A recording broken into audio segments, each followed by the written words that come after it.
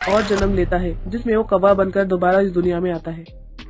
उधर खड़क सिंह की बीवी उसके बड़े बेटे के लिए लड़की देखने जाती है। तभी वहाँ वो कौवा आ जाता है और काएं काएं पुकारता है।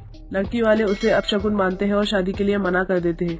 ऐसे ही वो जहाँ भी शादी की बात करने जाते हैं, वहाँ वो कौवा आ जाता है और लोग शादी के लिए मना कर देते हैं। खड़क सिंह के बड़े बेटे को उस कौवे पर बहुत गुस्सा आता है और वो अपनी माँ से कहता है, माँ, मैं इस कौवे को मार दूंगा। मेरी शादी की बात जहाँ भी होती है, ये आकर वहाँ अपनी मनहूस आवाज निकालता है, जिससे अपशगुन मानकर लोग शादी के लिए मना कर देते हैं। ऐसे ही रहा तो कोई भी लड़की के घर वाले मुझे लड़की नहीं देंगे और मैं कवारा ही मर जाऊंगा।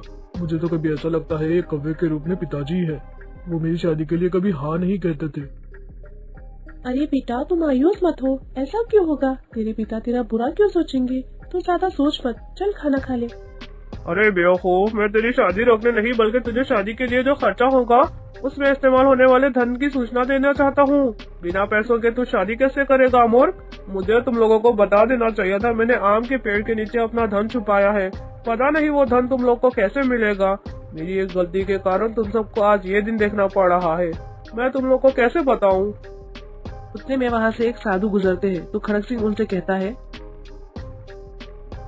साधु महाराज, आप मुझे सुन सकते हो? क्यों ना आप मेरे घर वालों को बताएं मैंने अपना धन कहाँ छुपाया है। वो लोग बहुत परेशान हैं। तुम्हें उनकी परेशानी अब दिखाई दे रही है?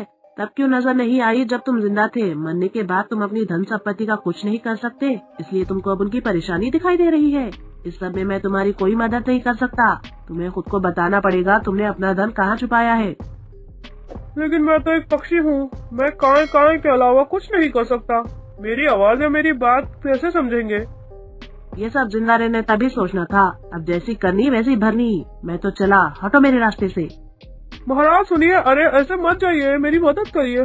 मुझे अपनी गलती पर पछतावा हो गया है। मुझे अपनी जान भी दे देनी पड़ी तो मैं दे दूंगा। बस मेरे परिवार को उनका हक दे दूं, फिर मेरी आत्मा को शांति मिल जाएगी। अगले दिन दोनों बेटे काम के लिए निकलते हैं तो वापस से वो कौवा आता है और पेड़ पर बैठकर पुकारने लगता है। वो दोनों को बहुत गुस्सा आता है। वो सोचते हैं कि वो उस कौवे को मार दे। वो पत्थर उठाकर उसे मारने वाले होते हैं कि वो वहाँ से उड़ जाता है। अरे मूर्ख, अपने बाप को मारना चाहता है। मैं तुम लोग की मदद करना चाहता हूँ और तुम मुझे ही मारने की कोशिश कर रहे हो। इसमें तुम्हारी भी कहाँ कोई गलती है। तुम मुझे मनहूस समझकर पत्थर मार रहे हो, मगर मैं तुम्हें कुछ दिखाने के लिए काएं काएं कर रहा हूँ। समझ नहीं आ रहा मैं क्या करूँ। रात जमकर बारिश होती है। वो कौवा वापस से पुकारने लगता है। उसकी आवाज सुनकर वो लोग सोचते हैं कि शायद उसको भूख लगी है या फिर वो ठंड के कारण पुकार रहा है। खड़क सिंह की पत्नी बाहर निकलती है और वो उस आम के पेड़ के पास जाती है।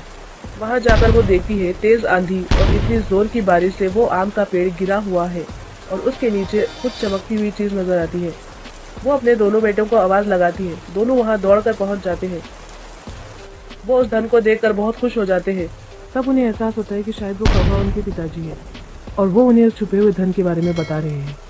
उन्हें अपने बातों पर अफसोस होता है और वो अपनी आंख बंद कर अपने पिता से माफी मांगते हैं। पिताजी, हमें माफ कर दीजिए। हमने आपके इशारे को समझा नहीं और आप मनहूस कहकर आपके साथ ऐसा व्यवहार किया। हमें माफ कर दीजिए। पिताजी, हमें माफ कर दीजिए। जैसे ही दोनों को धन मिलता है, खड़क सिंह की आत्मा को मोक्ष मिल जाता है और वो खुशी खुशी स्वर्ग पहुंच जाता है। इस कहानी से हमें ये सबक मिलता है, इंसान का वक्त इस दुनिया में कब तक लिखा है वो जानता नहीं है, इसलिए लालच कर उसे बर्बाद न करे, दूसरों की मदद करे।